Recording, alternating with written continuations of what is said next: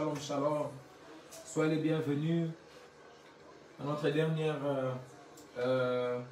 séance, on va même dire avant-dernière séance du tabernacle. Normalement, demain, nous allons clôturer sur les tabernacles. Extraordinaire, Dieu est bon.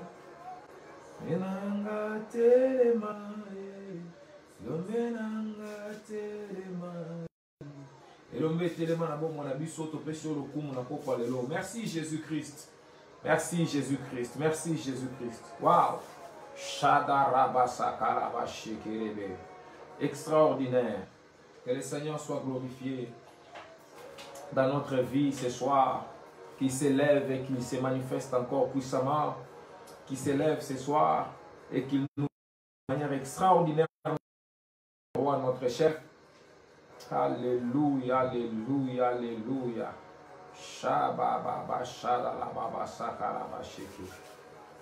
Yes, Lord, yes, Lord. Alléluia, alléluia. My God, I praise your name. Merci Jésus-Christ, merci Jésus-Christ. Merci Jésus-Christ. Shalom, shalom, shalom partout où vous êtes. Shalom, shalom. Que le Seigneur soit glorifié de votre présence ce soir dans cette vidéo en direct. Nous sommes bénis d'être là ensemble. Nous sommes honorés d'avoir la grâce de nous présenter devant vous ce soir pour une autre séance de nos enseignements sur les tabernacles. Je rends grâce à Dieu pour vous qui me suivez, pour vous qui êtes là chaque jour, pour vous qui cheminez avec nous dans cette période de confinement, pour vous qui suivez la parole de Dieu avec nous. Hier encore, on a passé des moments très bons dans la prière et surtout après le partage de la parole de Dieu. Ce soir encore, nous commençons, il est 21h47.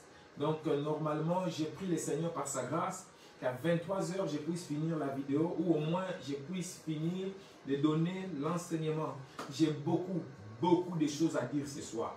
Donc par la grâce de Dieu, vraiment, que les amis qui me donnent les versets bibliques soient plus réactifs ce soir. C'est pourquoi vous verrez que j'ai remis les téléphones avec moi pour avoir témoin afin de pouvoir lire les textes bibliques que vous me donnez afin d'être capable de les avoir plus vite. Parce que si je prends le temps moi-même de chercher encore les versets comme j'ai fait d'habitude, ça me donne un peu de retard. Mais là, on sera plus rapide si j'arrive à le faire directement. Le Seigneur est bon. Le Seigneur est bon envers nous. Le Seigneur est bon envers nous.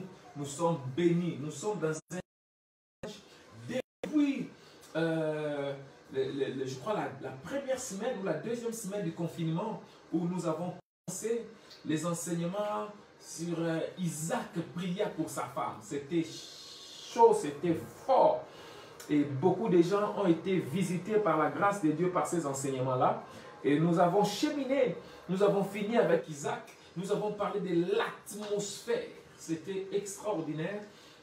Et maintenant nous sommes entrés dans les tabernacles. Nous avons eu la grâce de visiter les tabernacles. C'est l'un des sujets que le Seigneur m'a recommandé de partager avec vous depuis longtemps. Mais je ne trouvais pas le temps et on ne trouvait pas aussi, les gens n'étaient pas très disponibles. Mais regarde, Dieu nous accorde grâce dans ces moments de confinement. Nous arrivons à partager ces choses. Gloire au Seigneur. Merci Seigneur Jésus-Christ pour la qualité du son et de l'image qui est bonne partout où les gens nous suivent. Nous sommes très bien établis, très bien installés. Shalom à vous, soyez les bienvenus. Et les amis qui vont nous rejoindre au courant de la vidéo, je crois qu'ils vont nous prendre en route et puis nous irons ensemble. Peut-être qu'ils reviendront pour voir les débuts de la vidéo plus tard. Mais pour l'instant, on avance, on avance, on avance par la grâce de Dieu. Oh, merci Jésus-Christ.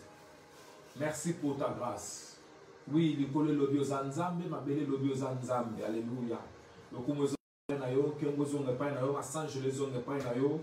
Ozanzambe, le kole lobio zanzambe, ma zanzambe. Kumama tombwa maneto la mana yo. Na kombo Yesu Kristo. Alléluia. Shaba raba sakaraba sheke. Linda raba baba koraba sheke lebe. Vous savez, nous sommes arrivés vraiment au terminus de l'enseignement sur le tabernacle. C'est un voyage que nous avons fait depuis l'extérieur du tabernacle. Nous avons franchi la porte, nous sommes entrés dans les parvis, nous sommes entrés dans les lieux saints, nous avons vu l'autel des reins, nous avons vu la cuve des reins, nous sommes entrés dans les lieux saints, nous avons vu la porte du lieu saint. Nous avons, après avoir vu la porte du parvis, nous avons vu la porte du lieu saint. Et nous sommes entrés dans les lieux saints.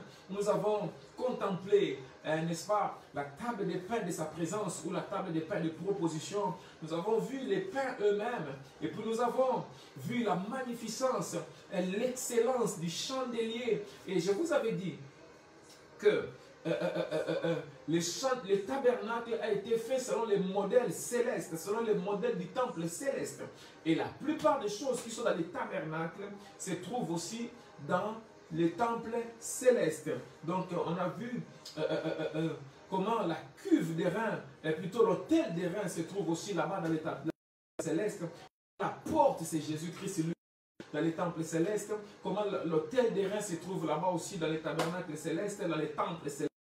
Nous avons vu aussi comment la cuve des reins se trouve aussi là-bas symbolisée par la grande mer, la mer des vers, qui se trouve devant, n'est-ce pas, les temples célestes. Nous avons vu aussi comment la porte du lieu saint qui symbolise l'agneau se trouve aussi là-bas. L'agneau qui est là aussi, n'est-ce pas, dans les temples célestes. Et nous avons vu comment la table des pains de proposition qui symbolise aussi les saints qui seront là-bas aussi, et puis comment aussi ça se retrouve dans les lieux saints là-bas, dans les lieux saints là-bas en haut, dans les temples célestes, comment, n'est-ce pas, le chandelier qui est représenté. Vous savez, les temples célestes, on parle de 7 chandeliers d'or. On parle de 7 chandeliers d'or. Mais dans les tabernacles, Moïse a placé un seul chandelier selon la recommandation de Dieu. Donc nous avons vu aussi l'autel des parfums, hein, là où on offrait l'encens, juste devant la porte du lieu très saint. Comment aussi dans les lieux, dans les temples célestes aussi, il y a aussi cet autel-là, aussi là-bas, l'autel des parfums, où l'encens qui est donné, offert là-bas, c'est la prière des saints, n'est-ce pas? Et nous avons vu aussi comment le voile du lieu très saint symbolise encore l'agneau à 7 cornes et à 7 yeux. Et maintenant, nous entrons dans les lieux très saints, où il se trouve une seule pièce, mais composée en deux. Dans les lieux très saints se trouve une pièce, mais composée en deux choses, qui est appelée l'arche. L'arche se trouve là-bas, mais qui est composée de 2 éléments, l'arche lui-même et son couvercle qu'on appelle le propitiatoire. Donc son propitiatoire ou son couvercle. Gloire au Seigneur. Donc le couvercle sur lequel il y avait 2 chérubins en or aussi. Donc on va parler de cela aujourd'hui et de ce qui se trouve dans l'arche, à l'intérieur de l'arche de l'Alliance. Mais je voulais dire 2-3 choses qui peuvent être aussi intéressantes et une bénédiction pour vous pendant peut-être 2 minutes. Dans la conception, déjà si vous lisez la Bible, Genèse chapitre 1 verset 1, le premier verset de la Bible, vous verrez que la Bible donne l'ordre d'apparition des éléments. Vous verrez que la Bible dit au commencement Dieu créa les cieux et la terre. Donc ils sont en train de dire que au commencement, quand il y a eu un commencement, la première chose qu'ils ont trouvée c'était Dieu. C'est-à-dire Dieu était là avant le commencement. Et quand les choses ont commencé, Dieu était déjà là. Donc Dieu était le premier parce qu'il n'a pas de début. Il n'y a pas de date d'anniversaire. Dieu n'a pas de début. Il a toujours été là, tu vois. Et il dit Dieu créa. Donc la deuxième chose qui suit le commencement, c'est plutôt la deuxième chose que Dieu, c'est-à-dire après Dieu, ce qui est apparu, Dieu n'est pas apparu, il a toujours été là. Mais maintenant, ce qui est apparu, la première chose qui est apparue, c'est la création. Dieu a commencé à créer. C'est-à-dire, à un moment, Dieu commença à créer. On appelle ça les commencements. Et Dieu commença la création. Donc Dieu créa. Et Dieu créa les cieux et ensuite la terre. Donc les cieux sont apparus avant la terre. Les cieux ont été créés avant la terre. Avant de créer la terre, Dieu a créé d'abord les cieux, tu vois. Donc, qui sont dans les cieux, s'y trouvent déjà avant qu'on crée la terre. C'est pourquoi quand Dieu donne le modèle du tabernacle, il est le modèle du tabernacle du temple céleste qui existe déjà depuis longtemps. Merci. Donc vous verrez que dans la pensée juive, dans la compréhension juive, parce que la Bible que nous lisons, c'est la Bible juive, disons, bon, plus l'Ancien Testament. Donc voilà, même Jésus-Christ a dit dans Jean 4, il a dit à la femme samaritaine, le salut vient des Juifs. Donc, selon eux, ils comprennent que la création est comme un immeuble, et la terre pour eux est comme les rez-de-chaussée. Vous voyez, pour eux, la terre est comme les rez-de-chaussée, et il y a les cieux. Il y a les cieux. Et dans toute cosmologie ou dans toute cosmogonie, parce qu'il y a cosmogonie, il y a aussi plusieurs cosmologies. Maintenant, selon les Juifs, ils disent que d'autres disent il y a 3 cieux, d'autres disent il y a 7 cieux, d'autres disent il y a 18 000 cieux. Ça dépend de quelle cosmologie et de quelle cosmogonie à laquelle que vous étudiez. Maintenant, on parle des différents cieux comme des étages, tu vois. C'est comme ça qu'eux voyaient les choses, tu vois. Et comme premier, donc ça dit, nous avons la terre, et puis il y a les premiers ciels, les deuxièmes, les troisièmes. Et quand ils disent les ciels, ils disent tout ce qui n'est pas la terre. Yes. Ça dit tout ce qui n'est pas la terre, ils appellent ça les ciels. Tu vois. Donc tout ce qui n'est pas terrestre, en fait, et céleste, dans la conception des Juifs, dans la conception des gens qui ont écrit la Bible. Hein? Tout ce qui n'est pas la terre est ciel, tu vois. Et du coup, ils parlent des cieux comme des étages. Premier ciel, deuxième ciel, troisième ciel, pour ceux qui disent il y en a 3, ou quatrième, cinquième, septième, pour ceux qui disent il y en a 7, ou jusqu'à 18 millième, pour ceux qui disent qu'il y a 18 000, tu vois. Et ça dépend aussi des univers. Nous savons que Dieu n'a pas créé l'univers, mais Dieu a créé les multivers. Tu vois? Et nous sommes dans un univers. Mais normalement, le monde n'est pas universel, le monde est multiversel. Et dans le multivers, donc les multiples cieux aussi, et voilà. Maintenant, qu'est-ce que j'essaie de dire? J'essaie de dire que comme ils répartissent les choses comme ça, mais dans toutes les cosmologies et dans toutes les cosmogonies, les premiers ciels, c'est les firmaments. Les premiers ciels, c'est les ciels physiques que nous voyons quand nous levons la tête. C'est ces ciels-là qu'on appelle, les firmaments, on appelle cela les réservoirs. Hein? Les réservoirs, là où la Bible est ces ciels-là comme les réservoirs des eaux de la pluie, des nuages, les réservoirs des tu vois, et on parle, la Bible dit que ces ciels-là que nous voyons physiques, ces ciels a des écluses, tu vois, a des écluses, a des vannes, tu vois, que Dieu peut ouvrir des écluses et l'eau descend. Donc c'est comme ça qu'ils prennent. Et c'est comme ça que quand ils parlent de la pluie, ils disent que Dieu a ouvert les écluses des cieux, par exemple, pour les déluges de Noé, et la terre a été engloutie. Ces genres de choses-là. Donc, ces ciels-là semblent transparents jusqu'à un certain niveau. Et ils en parlent comme le premier ciel. Ainsi, on peut aller dans tous les cieux, comme j'ai dit tout à l'heure. Maintenant, le dernier ciel là-bas, le plus élevé de tous les cieux, selon la compréhension biblique, c'est là où Dieu a établi son trône. Là où il a établi son trône. Et quand on parle du trône, on parle du roi. Donc, en tant que roi, il a établi son royaume là-bas. Donc, là-bas, il y a la montagne de Dieu, il y a la ville de Dieu, il y a beaucoup de choses et il y a beaucoup d'habitants. Et dans chaque cieux, il y a des habitants, il y a des êtres spirituels qui sont. Maintenant, je voulais dire quelque chose qui est très important aussi, c'est que quand on parle des esprits, on dit que Dieu est esprit. Ça ne signifie pas Dieu est un esprit. Non. Au fait, dans la compréhension biblique, tout ce qui n'est pas matériel est spirituel. Tout ce qui n'est pas corps ou tout ce qui n'est pas chair est esprit, tu vois. Mais ça ne signifie pas que tout, c'est par exemple, quand on parle des êtres spirituels, tous ne sont pas des anges. Hein. Il y a presque 9 catégories différentes, tu vois. Et les anges sont la dernière catégorie, la plus basse, la plus faible et la plus petite. Il y a certaines catégories d'êtres spirituels qui sont tellement puissants qu'ils ne peuvent pas entrer sur la terre.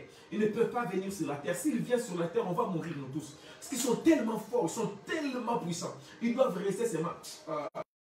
Je dois faire un jour où je dois parler de ça seulement, les différents êtres spirituels, les différentes catégories d'anges, pour qu'on comprenne qu'il n'y a pas que les anges. Et les anges ne sont pas les plus puissants, les anges sont les plus faibles et les plus petits dans les domaines spirituels. Mais quand ils viennent sur la terre, ils sont plus forts que les humains. Ils sont, voilà, mais... Donc voilà, il y a des catégories comme ça, et là-bas, plus haut, très haut là-bas, il y a son trône, là où il règne avec beaucoup. Il y a vraiment beaucoup. En fait, les habitants des cieux sont plus nombreux que les habitants de la terre.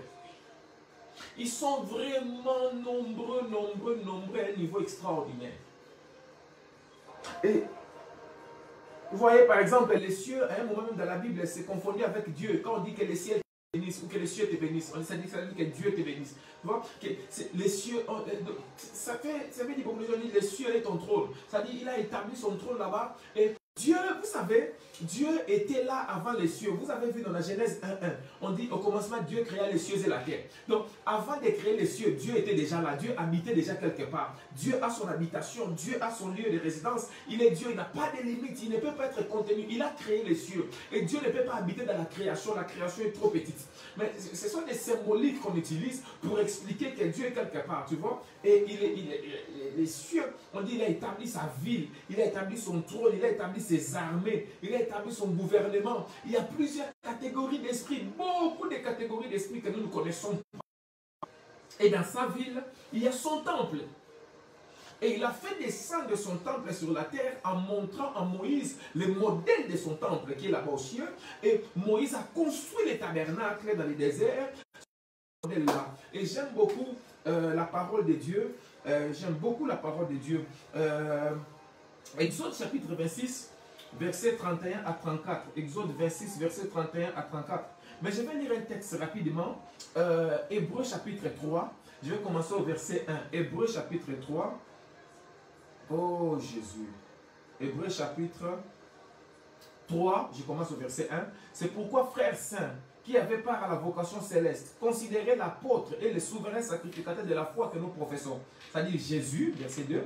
Jésus est donc l'apôtre et le souverain sacrificateur de la foi que nous professons, qui a été fidèle à celui qui l'a établi, comme le fut Moïse dans toute sa maison. Tu vois, il dit Jésus a été fidèle à Dieu qui l'a établi. Moïse aussi était fidèle dans toute sa maison. Moïse était fidèle dans la maison de Dieu. Dieu qui avait établi Jésus. Vous voyez, ce n'était pas la maison de Moïse, c'était la maison de Dieu. Et Dieu avait établi Moïse dans sa maison à lui Dieu. Et Moïse a été trouvé fidèle. La Bible dit, car il a été juge. Là maintenant, on parle de Jésus. Parce qu'on dit dans le verset 1, considérez Jésus. Ne déconsidérez pas Jésus, s'il vous plaît. Ne faites jamais la considération envers Jésus, s'il vous plaît. Considérez Jésus, il est l'apôtre, et le souverain sacrificateur de la foi que nous professons. Il a été, verset 3, car il a été jugé digne d'une gloire d'autant supérieure à celle de Moïse. Waouh! La gloire de Jésus est supérieure à celle de Moïse. Que celui qui a construit une maison a plus d'honneur que la maison elle-même. Waouh! Celui qui a construit une maison a plus d'honneur que la maison elle-même. Chaque maison est construite par quelqu'un. Mais celui qui a construit toutes choses, c'est Dieu. Pour Moïse, il a été fidèle dans toute la maison de Dieu comme serviteur. Vous voyez ça? Pour rendre témoignage de ce qui devait être annoncé.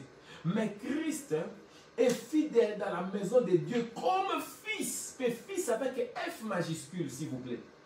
Sur sa maison. Et sa maison, c'est nous. Pourvu que nous retenions fermement jusqu'à la fin la confiance et l'espérance dont nous nous glorifions. Extraordinaire. C'était une lecture que j'ai faite pour vous. Et c'est important. Maintenant, nous allons continuer, voilà, dans notre texte que nous avons commencé. J'ai pris Exode 26, versets 31 à 34, qu'on m'a déjà donné là. Et puis Exode 25, versets 1 à 9. Exode 25, versets 1 à 9. C'est les textes primaires que j'avais donné quand Dieu a donné l'ordre pour construire les tabernacles. Ça, on l'a lu déjà plusieurs fois, ces textes-là. Et hier encore, j'avais lu ces textes-là. C'est quand Dieu donnait l'ordre pour la construction du tabernacle. Maintenant, nous allons avancer pour continuer dans la parole de Dieu. Exode 26, versets 31 à 34.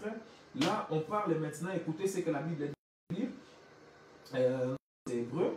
Je vais prendre Exode 26, 31, 34, merci. Des artisans feront un rideau avec des fils de lin solide, mélangés avec de la très belle laine violette, rouge, claire et foncée. Ils broderont dessus des chérubins. Vous fixerez les rideaux avec des crochets en or à 4 colonnes et en bois d'acacia recouvertes d'or.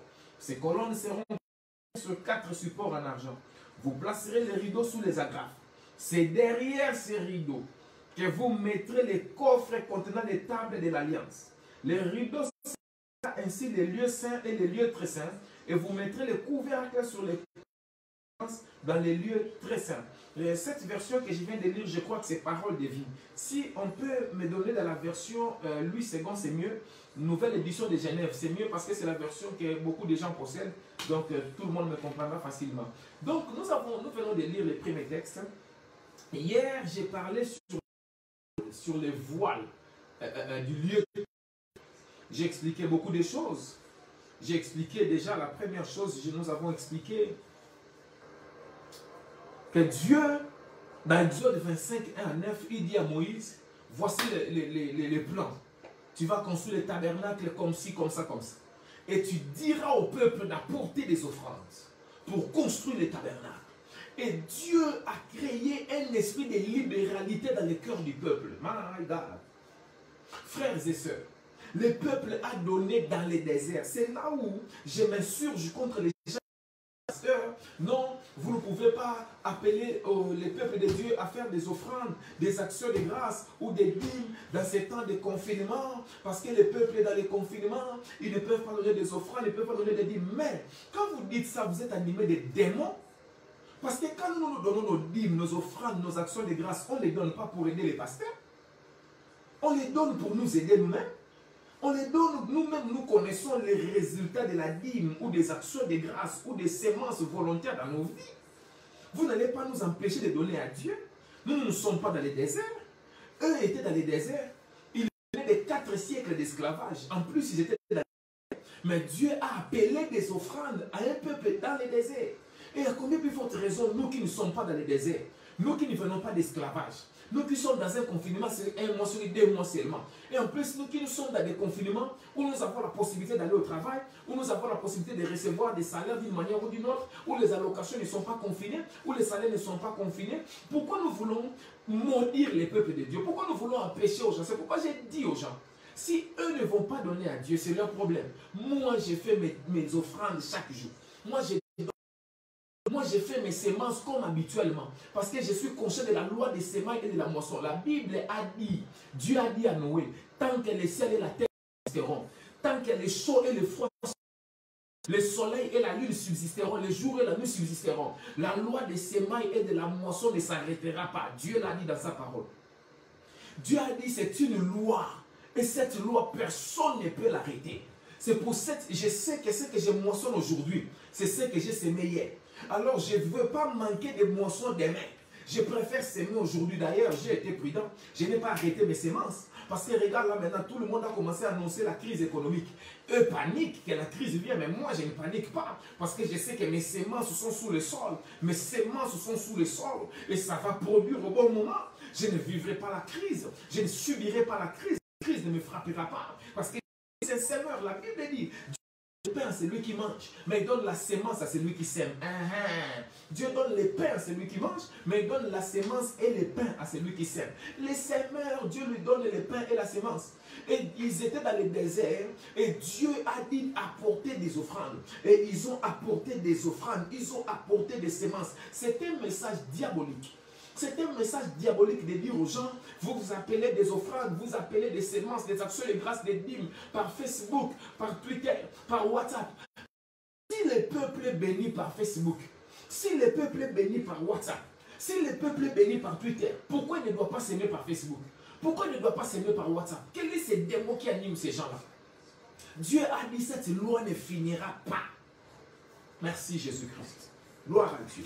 Je vais avancer un peu dans les choses de Dieu. J'ai vu même certains gamins qui jouent encore avec les choses de Dieu, chanter sur les réseaux sociaux. Bon, je ne vais pas entrer dans les histoires là.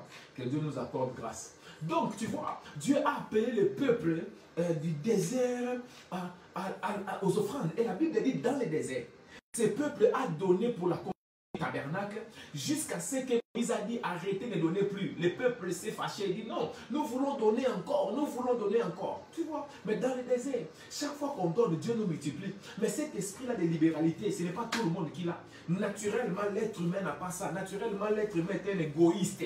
Mais c'est en priant Dieu. C'est Dieu qui donne cet esprit-là dans les cœurs des gens. C'est pourquoi donne comme il a convenu dans son cœur. Que chacun donne comme Dieu lui a dit. Que chacun donne ce que Dieu lui a dit dans son cœur. Beaucoup de gens manquent la visitation divine parce que Dieu lui a dit de donner quelque chose. Mais lui veut négocier avec Dieu. Il veut corriger Dieu. Il veut dire à Dieu, Dieu, je vais les donner en plusieurs parties. Ah Dieu, non, je ne peux pas. Ah non, les pasteurs ne méritent pas que je leur porte cette offrande-là. Non, l'église ne mérite pas cette offrande, c'est trop grand. Frère, c'est trop grand pour Dieu. Tout ce qui demande, c'est que Dieu veut le multiplier en qualité et en quantité. Quand Dieu demande à Abraham de donner Isaac, ce n'est pas parce que Dieu a besoin d'Isaac. Hein. Dieu a son fils unique là-bas au ciel. Hein. Mais Dieu veut multiplier les enfants d'Abraham en qualité et en quantité. Mais pour cela, Dieu doit prendre ce qui est dans ta main. Ce qui est dans ta main, ferme ta main. Tu dois la relâcher pour que ta main s'ouvre, pour que Dieu place ce que lui veut mettre.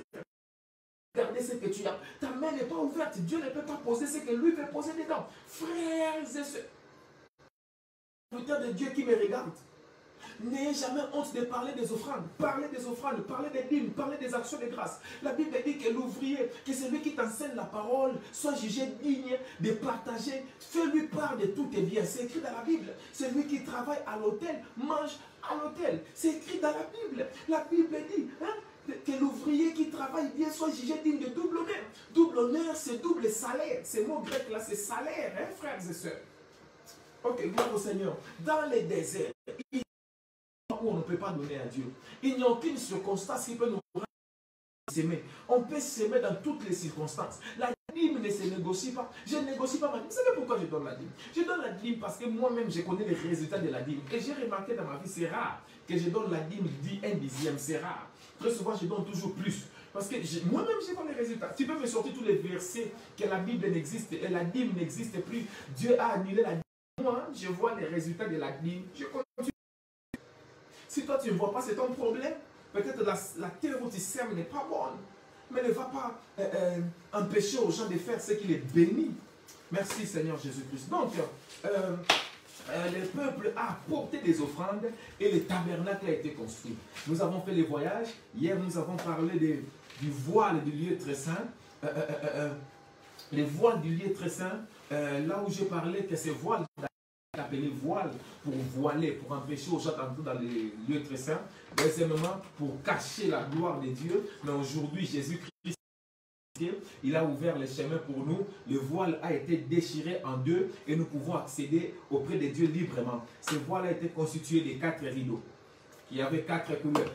Il était soutenu par 4 poteaux qui parlent des 4 évangiles, qui manifestent Jésus-Christ sur la terre, qui parlent des 4 êtres vivants, qui parlent aussi des 4 visages des chérubins, qui parlent tous du ministère de Jésus-Christ sur la terre en tant que l'agneau de Dieu qui ôte les péchés du monde. Nous avons parlé aussi de la porte du lieu très saint qui avait la même taille que la porte du lieu saint, qui parle de l'amour de la justice de Dieu qui est pareil pour tout le monde. Dieu aime tout le monde de la même façon. Et Dieu est juste envers tout le monde de la même façon. La porte a la même taille pour tout le monde. Merci Jésus-Christ. Nous avons dit aussi que la porte du lieu très saint comportait les chérubins. Les chérubins, nous avons expliqué qu'ils sont là pour empêcher aux gens d'accéder là où Dieu a interdit, pour protéger les intérêts de Dieu. Nous avons dit que les voiles, c'est la chair de Christ, c'est le corps de Christ. Nous avons lu dans Hébreux chapitre 10, versets 19 à 24, c'est là. Et nous avons aussi expliqué que Jésus-Christ nous donne l'accès dans les lieux très saints par sa mort à la croix de Golgotha. Et en ouvrant les voiles du lieu très saint, nous accédons donc au lieu très saint, n'est-ce pas? Et quand nous y entrons, nous voyons l'arche de l'alliance. Nous voyons les meubles, gloire au Seigneur. Nous voyons les meubles qui est là, l'arche de l'alliance. C'est une seule pièce, mais qui est composée de 2 choses. Et son couvercle qu'on appelle le propitiatoire. L'arche lui-même, il a été fait du bois d'acacia plaqué d'or pur. Et plaqué d'or pur. Et le propitiatoire a été fait pas de bois d'acacia, mais seulement d'or lui-même, d'or pur. Il n'y a pas de bois, seulement l'or pur. Et on a fait sortir des chérubins, les deux chérubins dont les ailes se touchent sur les propitiatoires et ils forment le couvercle de l'arche de l'Alliance. Que les souverains sacrificateurs versent le sang. Et pour... ok, j'en parlerai de toute façon tout à l'heure. Donc, nous commençons alors donc à parler. Le lieu très saint, c'est lui qui est appelé vraiment sanctuaire, sanctuaire. On l'appelle le saint des saints, tu vois. Le lieu très saint, c'est très important. Voilà, merci beaucoup. Hébreux 19 à 24, il est là le texte. Donc, le lieu très saint, on l'appelle le saint des saints. C'est-à-dire, c'était une pièce cubique. C'est une pièce cubique qui a 10 coudées sur 10 coudées sur 10 coudées. Donc, 5 mètres sur 5 mètres sur 5 mètres. Parce que 10 coudées, ça fait 5 mètres. Ouais. 10 coudées, ça fait 5 mètres. Donc, retenez ça, 10 coudées, ça fait 5 mètres. 10 coudées, ça fait 5 mètres. Donc, si 10 coudées font 5 mètres, donc une coudée, tu peux facilement calculer 50 décimètres. Donc, comme elle avait 10 coudées sur 10 coudées, et encore 10 coudées, donc 5 sur 5 sur 5 mètres, et elle était vraiment cubique, comme la cité sainte d'Apocalypse 21, verset 16. Dans Apocalypse 21, verset 16, la Bible parle de la cité sainte au ciel. Elle a la forme d'un cube. Et le lieu très saint aussi a la forme d'un cube. Pourquoi ça a la forme d'un cube? Je vais en parler tout à l'heure. Parce que dans ces lieux sacrés, n'est-ce pas, ça montre la perfection de Dieu. Comment Dieu est parfait. Parce que le cube, n'est-ce pas, c'est l'ensemble des 4 carrés parfaits. Et ça forme un truc aux mesures égales. Si tous les côtés sont égaux. C'est ça. C'est la forme du lieu très saint. Ça parle de la perfection de Dieu. Il n'y a pas d'irrégularité. Ça parle de la longueur, de la hauteur, de la profondeur. Et de la largeur, de la longueur et la largeur, la hauteur et la profondeur. Ok, j'avance un peu, je suis vraiment au début. Dans ces lieux sacrés de la présence divine, c'est-à-dire le lieu très saint, il n'y a aucun élément caractéristique qui dépasse l'autre. Wow. Les cubes parlent de la perfection divine. Il n'y a aucun élément qui dépasse l'autre. Tout est parfait.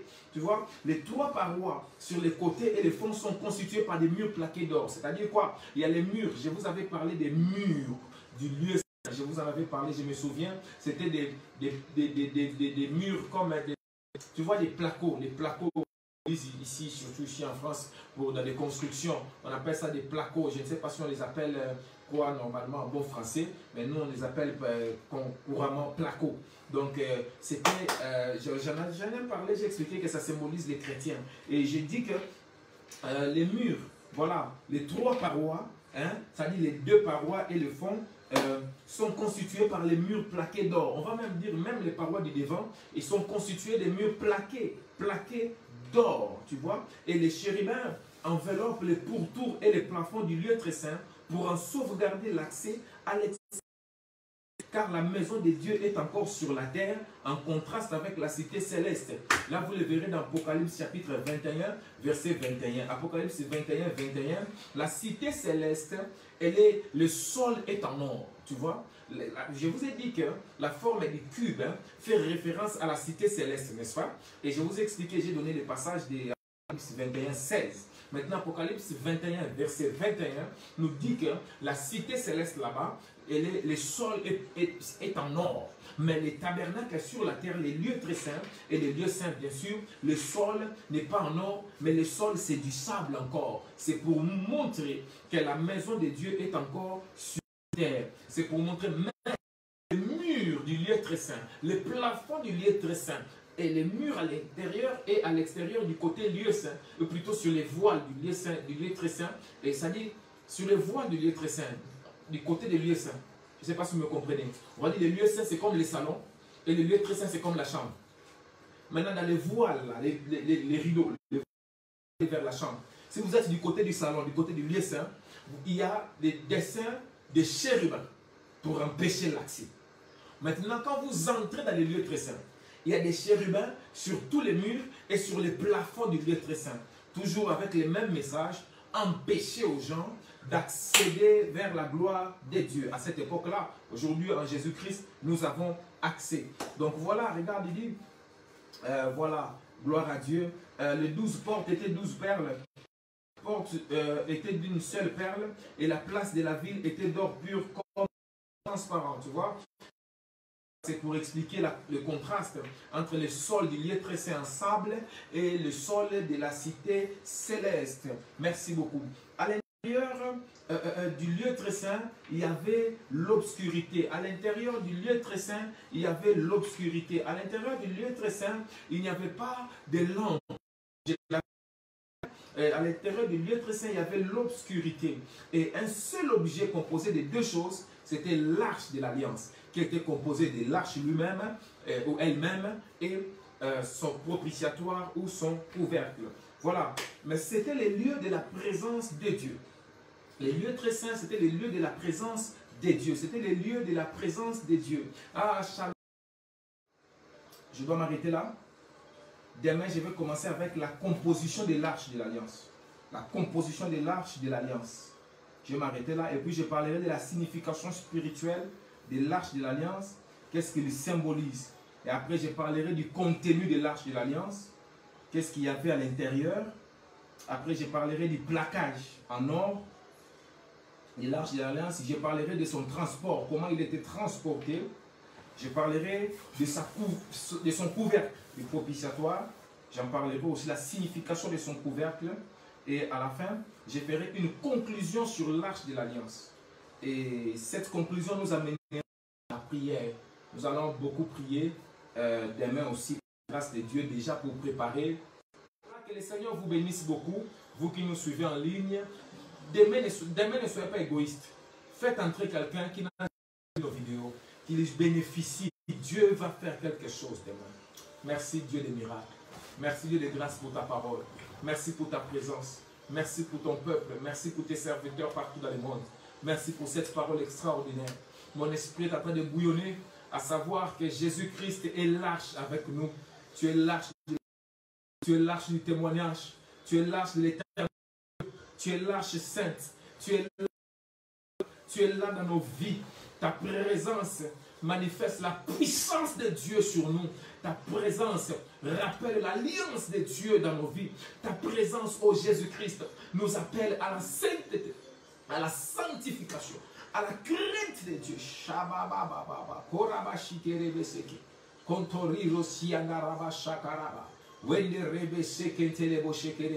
Que l'honneur et la gloire te reviennent.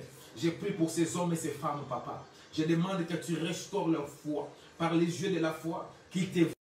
Toi qui autrefois habitais dans les ténèbres impénétrables, mais qui as choisi maintenant d'habiter dans une lumière inaccessible par les humains, mais par les yeux de la foi, nous pouvons accéder en regardant sur Jésus, parce qu'il a dit, celui qui m'a vu a vu les Pères. Alléluia. Ramayende rebesheke, koramashinde rebosi karabashaka, ende rebo supranda rabashaka. Laisse que, oh Jésus-Christ, notre arche, lève-toi, ô Éternel, lève-toi, Éternel, que tes ennemis se dispersent. Quand il soulevait l'arche, quand il voulait déplacer l'arche, il criait, lève-toi, ô Éternel, et que tes ennemis se dispersent. J'ai pris ce soir que les ennemis de cet homme qui me regarde se dispersent, que les ennemis de cette femme se dispersent. Lève-toi, ô notre arche, lève-toi, ô notre arche, lève-toi, ô notre arche, et que tes ennemis se dispersent, papa. Oh, si tu déchirais les cieux et si tu descendais devant toi, les montagnes vont se branler, alléluia. Les montagnes vont se briser. Déchire les cieux, papa, et descends dans la vie de nos frères et sœurs qui nous suivent ce soir. Laisse que l'arche se lève et que la Shekinah bouge, que la vie prenne l'élan, que la vie marche, papa. Et que l'huile sainte soit restaurée. Que la puissance soit renouvelée, papa. In the name of Jesus. Merci, Jésus-Christ, notre arche. Dans le nom de Jésus-Christ. Amen, amen, amen.